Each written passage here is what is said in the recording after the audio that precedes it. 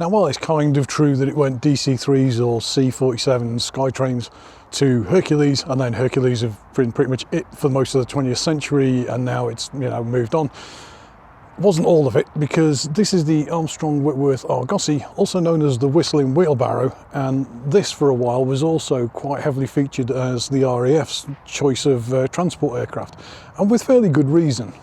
And it's called the Whistling Wheelbarrow partly because of these two great big tail booms. So it's got twin tail booms instead of having a single tail boom. And the reason for that was it meant that you could then open the entire back up, and the level on it was this level of a standard loading bay. So you could reverse a 4-ton lorry right up to it and just wheel things directly in, on and off onto the aircraft. So it meant that you could basically fly this in somewhere and it was its own loading bay. You didn't need to have any kind of specialist loading gear. You could just drive a truck up to it.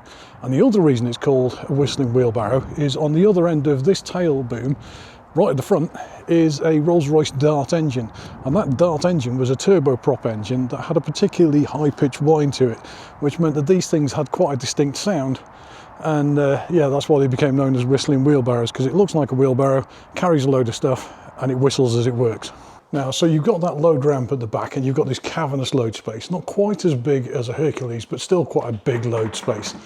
And then just after the back door, you've got two side doors, which are quite handy, because if it's full of paratroopers and they start getting a bit rowdy, start throwing peanuts at the aircrew, you can chuck them out through these side doors and get them to go on their way and go and play in the mud, which is what they seem to like doing.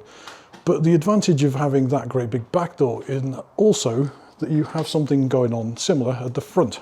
You see, at the front of the aircraft, one of the things you'll notice is that there's no cockpit, and that's because you have to climb this ladder to get into the cockpit because it's on top of the aircraft. And the reason for that is at the front. You see, with the aircrew being up there in the cabin above the load space, that meant that this section here is not just the crew toilet. This whole section actually swings out like a great big barn door, and that means the whole front of the aircraft also has a standard truck bed level loading bay. So you can load the aircraft simultaneously from the back and the front at the same time, or you can drop stuff off at the back at one location, fly to the next one, unload from the front, whatever you need to do.